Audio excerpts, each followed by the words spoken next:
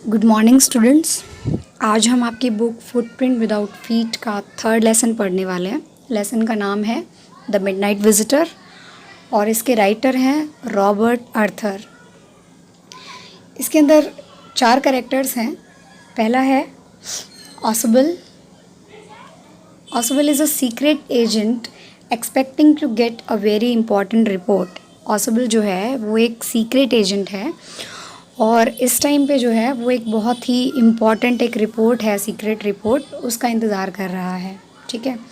Max threatens Ausable with a pistol demanding the report. और Max एक और secret agent है जो ऑसबल से वो रिपोर्ट छीनना चाहता है, लेना चाहता है, तो वो उसे पिस्टल दिखा करके धमकाता है और उससे वो रिपोर्ट मांगता है। फाउलर इसके अंदर एक राइटर है जो ऑसबल से मिलने आया है क्योंकि वो अपनी राइटिंग्स के लिए कुछ इंस्पिरेशन, प्रेरणा चाहता है उससे। और हेनरी इसमें एक वेटर है। ये 4 कैरेक्टर्स हैं हमारी स्टोरी में। तो चलिए शुरू करते हैं, देखते हैं कि मैक्स ऑसबल से रिपोर्ट ले पाता है या नहीं ले पाता।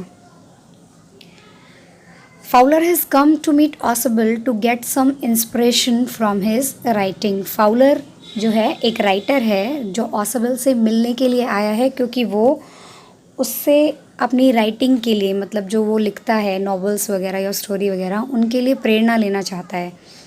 ठीक है। But Ausable did not fit any description of a secret agent.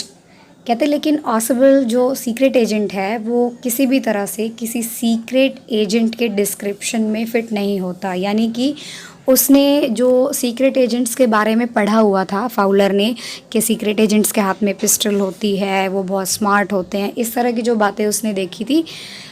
ऑसबल दिखने में बिल्कुल भी वैसा नहीं था। वो एक साधारण सा व्यक्ति था, देखने में बहुत मोटा था, तो वो कहीं से भी देखने में एक सीक्रेट एजेंट जैसा नहीं लग रहा था। So Fowler is disappointed. इसलिए फाउलर जो है वो निराश हो जाता है।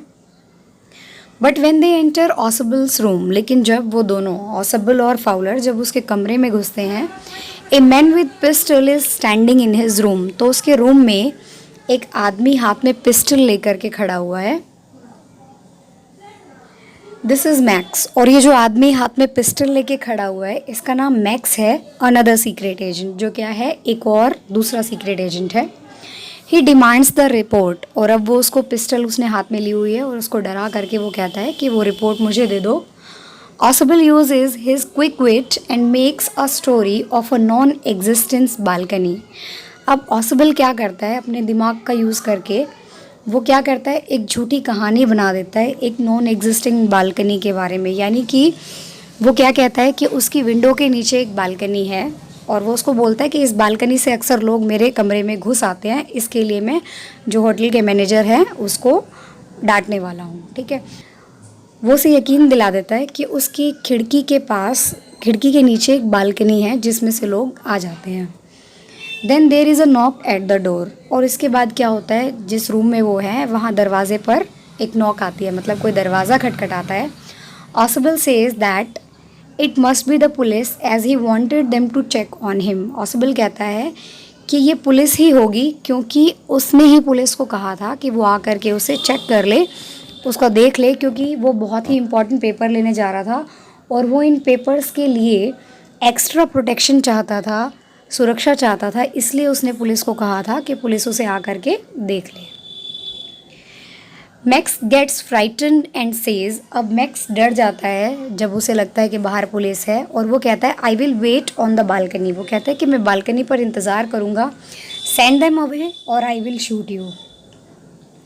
उन्हें यहाँ से भेज दो, नहीं तो मैं तुम्हें शूट कर दूँगा। Max jumps out of the window and a loud scream is heard. Max जो है वो खिड़की से कूदता है ये सोचते हुए कि बाहर बालकनी है और वहाँ से बहुत ज़ोर से चीखने की आवाज़ आती है। द डोर ओपन्स, गेट खुलता है। The waiter comes in. और जो वेटर है वो अंदर आता है and says that he has brought the wine that Ausable had ordered. और वो कहता है कि वो वाइन लेकर आया है जो ऑसबल ने ऑर्डर की थी। Fowler questions about police. अब फाउलर उससे पुलिस के बारे में पूछता है ऑसबल से। Ausable says that there is no police. लेकिन ऑसबल कहता है कि यहाँ कोई पुलिस नहीं आई है। Fowler ask about max. उसके बाद फाउलर मैक्स के बारे में पूछता है कि मैक्स कहाँ है, वो तो अभी बाहर बालकनी में है ना। ऑसिबल tells that he won't come back as there is no balcony. अब ऑसिबल उसको कहता है कि वो अब कभी वापस नहीं आएगा क्योंकि विंडो के बाहर कोई बालकनी नहीं है। दस ऑसिबल गेट रिड ऑफ मैक्स, और इस तरह से ऑसिबल मैक्स से अपना पीछा छुड़वा लेता है।